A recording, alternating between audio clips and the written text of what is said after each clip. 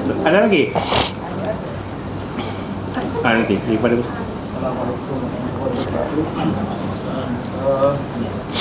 Saya rasa dahulu, daripada sahabat dahulu, orang beragama ni senang sekali. Dia tengok Nabi tu, dia kata sunat atau wajib dia amal.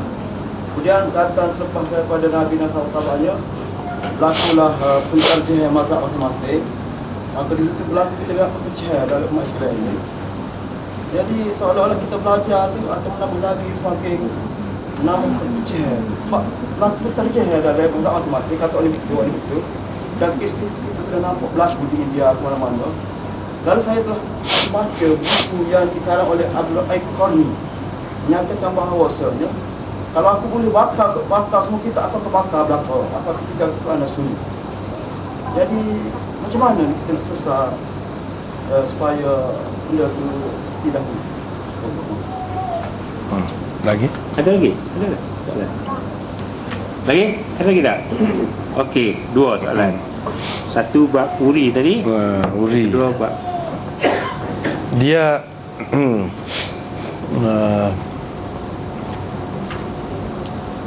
dia apa ni, masalah uri ataupun sok gapo tu semua tu ada beberapa perkara. Yang pertamanya, benda tu adakah termasuk dalam benda yang dihormati, benda yang dihormati ke tidak dari segi agama. Kalau dihormati, maka kita kena jaga. Kita kena jaga. Kalau tidak dihormati, cuma dari segi perasaan saja kita kata tak sedap, kita gitu gini, itu tak ambil kira. Kalau kita nak jaga perasaan kita tu boleh, tapi dari segi hukum syarak yang kita nak bincang, dari segi hukum syarak, kalau kita tak jaga pun, tak jaga pun, kita buang saja pun. Bahkan ulama-ulama sebut lebih daripada tu, anak guguran tu, guguran. Bahkan dia ada buat syair, as-saqtu fil kabiri fil wafati in zaharat amaratul hayati, dan seterusnya panjang syair tu. Dia sebut hukum anak gugur ni, guguran ni. Lagu mana? Dia kata dalam syair itu, antaranya dia sebut mula-mula tadi, anak gugur tu kalau sudah ada tanda-tanda hidup, maka seperti orang besar adalah hukumnya dari segi segala-galanya lah, kena mandi, kena gapo. Tapi kalau tidak dalam syair itu disebut, maka dia boleh dibuang gitu saja. Kalau tidak ada tanda hidup dari segi hukum pekah, molek kalau tidak kita buat gitu, susuk ada air dari segi perasaan kita tu. Dari segi hukum syarak sebenarnya setara tu. Hak tak boleh tu lagu lain, hak buat apa di kandungan tu, itu bab lain hak tu. Nak cerita dari segi pekah ni sampai setara tu. Asal ni tak ada gapo, tak ada kena-mengena dengan benda hak nak jadi anak tu pun tak ada kena-mengena hak tu. Lagilah mana tidak perlu kita jaga, ambil berat. Mana tidak jadi kewajipan kepada kita, jadi bersalah kita kalau tidak tanam, tak ambil tu. Kalau nak ambil pun boleh, boleh nak jaga perasaan kita tu. Tapi dari segi syarak, ia tidak termasuk dalam perkara ataupun benda yang dihormati. Bila begitu semua najis lah, kita buang saja. Ada apa? Air kencing kita nak sipai buat dia, buanglah, sebab tidak dihormati. Benda tu bahkan najis. Hak sana pun najis. Najis ni tidak dihormati. Itu asas dia. Najis adalah sesuatu yang tidak dihormati. Walaupun manusia itu dihormati, Tuhan memuliakan manusia, tapi najis dia, kotoran dia tidak. Hak tu termasuk dalam najis. Bila najis, buanglah, tak boleh letak sekali, tak boleh. Cuma cara nak buat tu je berbezanya. Hak tu kata dengan tanah. Cuma tanah tu tak apa, boleh. Cuma kita takut mari lagi hak lain-lain. Sebab kata tadi lah, letak bawah pokok pisang, jadi biar sejuk budak tu. Biar sejuk. Dan apa ni, asal tu, asal gelugur.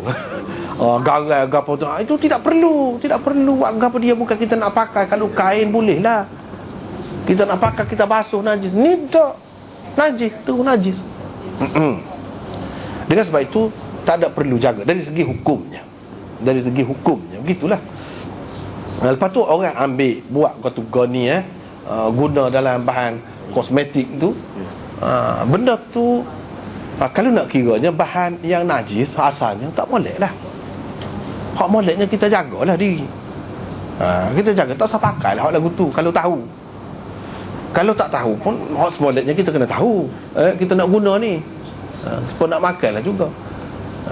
Setengah ulama mengatakan dia najis dia tu bawa pakai sup. Sampai kesuk lah, berubah lagu mana pun, muka dia najis lah. Setengah ulama kata bila sudah berubah hakikat dia dan bercampur dengan benda lain, walaupun kita kalau ahli kimia boleh lagi nak suku tu berapa peratus dalam tu lagu mana boleh, tetapi dia kira sudah tidak ada dah hakikat dia. Bila tidak ada hakikat dia, hilang adalah najis dia. Dia kira hak lebih mana, hak mana hak lebih kuat. Hak lebih kuatnya hak suci, hak bau sedap, hak gitu. Atas dasar tu dia kata tak apa. Tetapi mungkin kita berasa jijik lah kalau ingat hak asal tu kan. Kalau ingat hak asal tu, supaya juga benda ni kan di Jepun orang buat ni siling ni dia buat daripada najis manusia, diproses buat, tapi hilang dah hakikat dia. Boleh ke kita guna dalam rumah kita? Dan sudah tidak ada dah hakikat dia tu, dah tidak bau gapo selama mana pun tidak bau, tak apa dah lah. Tapi kalau kita guna hak tak boleh, dan muka asal dia najis tak boleh, susahlah. Tapi kalau ada pilihan kita pun tak sih, kalau kita tahu kan. Nak ini dari segi hukum. Dari segi hukum bila sudah berubah hakikat dia, lagu lain dah jadi cerita tu. Lagu lain. Dari segi fiqh masih lagi ada ikhtilafnya. Hak lebih cermat kita tak usah gunalah. Lepas tu kita nak tahu, takut orang ambil apa ikut dia lah. Tu dah dia rajin sangat. Sebab kita tahu siapa lah, ada lagi orang yang ambil hitung siapa tu. Boleh kita semula pula nah. Ikut dia lah tu. Kita tak cara dah. Atas kita ni sekat mana wajib? Wajibnya sekat tu je, tak ada. Buat lah. Tu yang wajibnya. Tak boleh letak atas rumah muka kotor. Muka kotor. Itu dari segi hak tadi. Lepas tu dari segi hak masalah khilaf ulama tu sebenarnya tidak berapa tepat kalau dia kata kalau boleh jadi perasaan dia tu kuat sangat sebab tengok orang sudah teruk melampau, jadi cara ikut tu tak kena. Kalau lagu tu memanglah kita kena kembali kepada Quran dan Sunnah. Tetapi hak asalnya fiqh ataupun khilaf-khilaf ini baik untuk kita, tapi dalam batas yang munasabah. Jangan lebih-lebih, jangan berdoa. Kalau berdoa tu siapa orang royak hadis pun tak saya dengar ada pakar hak dia, tu tak boleh, tak molek. Hak tu ya, jadi dia kata begitu tu. Perselisihan ni menyebabkan jadi kerah kepala. Jadi tak usah tu mana hak lebih benar, hak lebih betul, hak lebih sesuai dengan Quran dan Sunnah pun tak cara. Kalau lagu tu memang tak cara hak tu, lebih hak dia. So, yang kedua, kalau menyebabkan jadi balah, bermasam muka, itu tidak dikehendaki. Kita tengok hak berlaku di zaman dulu, di zaman zaman Nabi pun ada dah khilaf sahabat, cuma dia boleh rujuk kepada Nabi. Lepas pada tu ada lagi, mereka baik molek, tak ada apa-apa. Dia tidak kata hak ni dah ikut hak ni, tak saya ikut hak tu semaya, tak ada. Padahal banyak perbezaan pendapat masing-masing lah. Bahkan kalau dia dengar sahabat ni riwayat hadis Nabi, dia pakai hak tu lah. Kita tengok tidak ada perbalahan dan masa muka permusuhan di zaman awal tu, tak ada. Bahkan benda-benda ni menjadi rahmat kepada kemudian ni. Mazhab-mazhab ni pun rahmat sebenarnya. Jangan sampai jadi punca permusuhan. Kalau gitu tak ada rahmat, jadi bala. Jadi bala. Hak semoleknya kekalkan seperti hak asas, seperti zaman sahabat dulu. Imam Syafi'i, Imam Malik. Imam Syafi'i itu anak murid Imam Malik. Imam Malik tidak kata marah ke dia, kau jadi putus hubungan kau dengan dia bila dia tu ada mazhab dia sendiri. Dia Imam Ahmad anak murid Imam Syafi'i, dia bukan mazhab dia sendiri. Imam Syafi'i tidak kata apa-apa pun, bahkan hormat kepada dia. Saya anak murid pandai, bagi pendapat lain pula daripada dia ada dalil juga, tak apa. Itu cara yang sepatutnya. Kalau kita tengok dalam batas yang hak asal tu memang molek, baik khilaf ni. Cuma dia jadi tak baik kan bila jadi punca perbalahan. Jadi punca perbalahan.